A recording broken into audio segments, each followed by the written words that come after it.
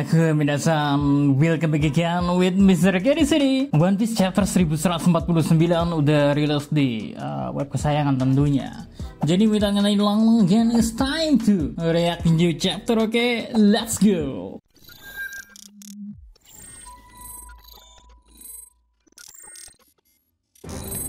Judul chapter 1149, tunggu sebentar. Ya, judul kali ini merujuk ke apa yang dikatakan oleh sang tangan kiri dari Gold Roger. Siapa lagi kalau bukan Scooper Gaban, yang mana dia meminta anaknya untuk bertahan sebentar. Yaps, dari momen apa sih Mr. Gaban meminta Kolon untuk bertahan? Tenang dulu rek, nanti Mr. K bakal bahas lebih lanjut di konten kok, oke?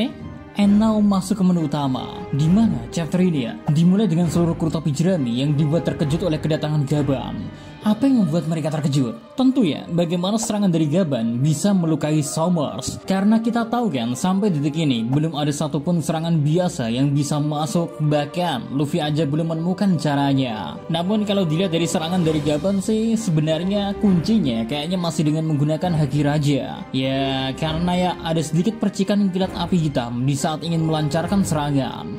Tapi untuk lebih jelasnya, sayangnya kita masih belum dijelaskan lebih dalam tentang bagaimana cara kerja dari serangan yang bisa menembus keabadian ini.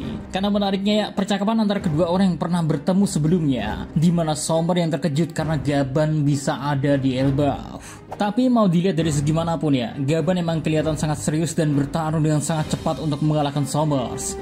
Grup Nami yang sudah berkumpul dengan Robin pun hanya bisa memandang rek, dan mereka saling berbagi informasi tentang siapa orang yang datang ini. Bahkan Nami juga ngasih cerita ke mereka, di mana orang tua itu adalah orang tua yang bisa melampaui Luffy dan Zoro. Ya, sesaat namanya terdengar, mereka pun sadar kalau orang yang ada di hadapannya adalah Rayleigh, sang tangan kiri dari Raja Bajak Laut Gold Roger. Gokil sih ini sih.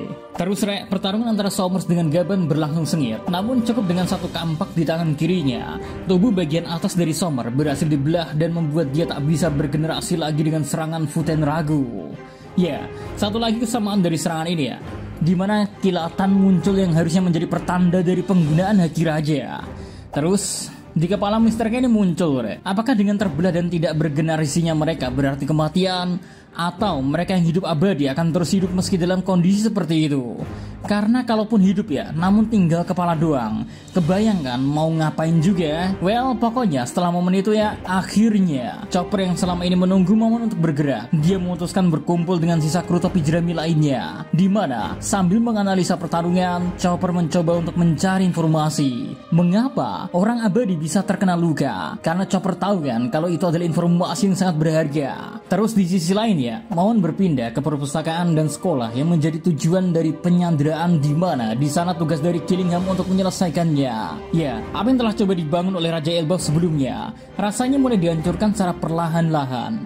Meski jika orang-orang masih ada di Elbaf bisa selamat, mereka bisa kembali mengulang peradabannya. Hanya saja kerugian akan hasil-hasil penelitian dan catatan-catatan penting tentu tak bisa terelakkan. Ini yang paling nyesek sih, oke? Sedih memang melihat momen ini, karena gimana enggak ya, bagi orang seperti Robin yang lagi-lagi harus menonton catatan sejarah terbakar untuk kedua kalinya. Bahkan kembali orang seperti Saul ada di momen ini hanya bisa menangis, dan para tetua raksasa Jalu sendiri pun hanya bisa meratapi kondisi kali ini. Pengumuman dari Killingham yang menyatakan kalau misinya selesai dan para sandera bisa diselamatkan.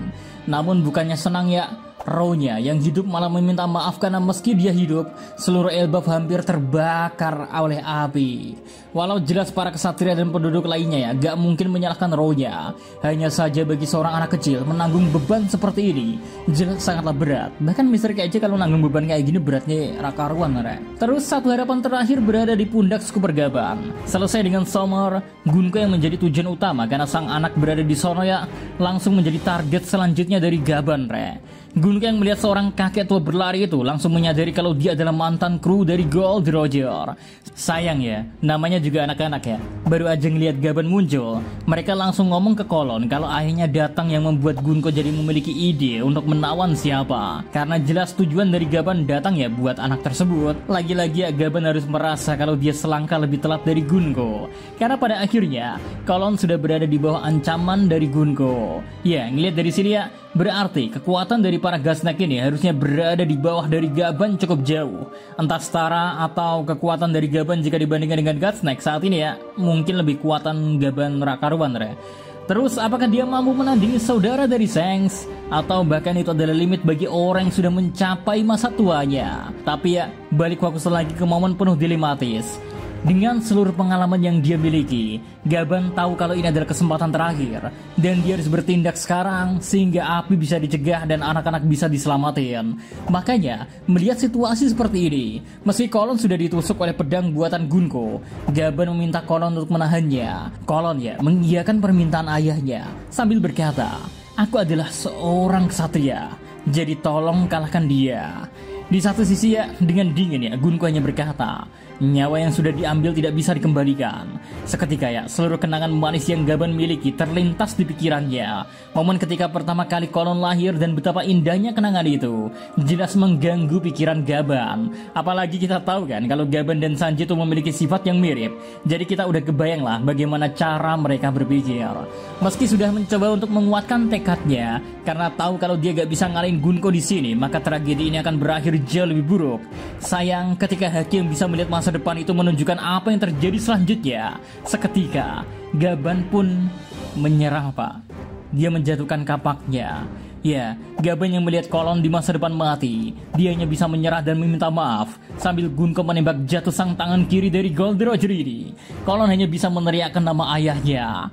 Tapi yang menarik adalah entah mengapa kata ayah memicu ingatan aneh dalam diri Gunko. Seketika memori masa lalunya ketika meneriakkan nama yang sama yaitu ayah ikut bergema di kepalanya. Dilengkapi dengan sosok yang sangat mirip dengan Brook dengan tawa yohohoho yang khas miliknya ikut menjadi memori masa kecil dari Gunko. Apakah ini salah satu twist yang disiapin oleh Odachi? Mungkin gak Gunko adalah anak dari Brook? Sepertinya masa lalu dari Brook belumlah selesai apalagi Brook pun mengatakan kalau orang itu sangat terlihat mirip. Sebenarnya siapa Gunko di masa lalu? Belum selesai semua masalah ini terjawab ya. Im Sama tiba-tiba aja masuk ke tubuh Gunko.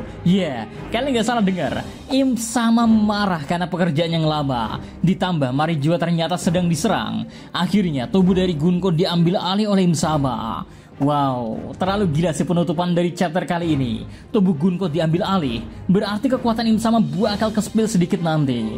Lalu Im Sama yang bisa mengambil alih tubuh, apakah berarti dia bisa merasuki siapapun? Lalu jika Gunko anaknya Brook, kenapa lagi-lagi bukan Tenryubito tapi bisa menjadi Gas Knight?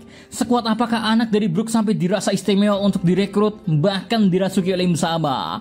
Dan yang menarik sebenarnya adalah, kalau kalian perhatikan, Gunko sebelumnya kan rambutnya pendek.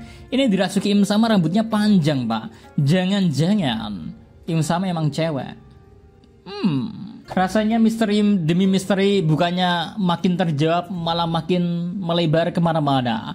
Jadi enjoy terkait reaksi kali ini. Nanti Mr. bahas lebih detailnya entah di live atau mungkin di konten 3N ngobrol ngalor ngidul. Mr. K bakal bikin konten seperti itu lagi, oke? So, sekian dulu terkait reaksi chapter kali ini. See you again next time. Adios sekarang melo, stay safe, ruang, salam anime.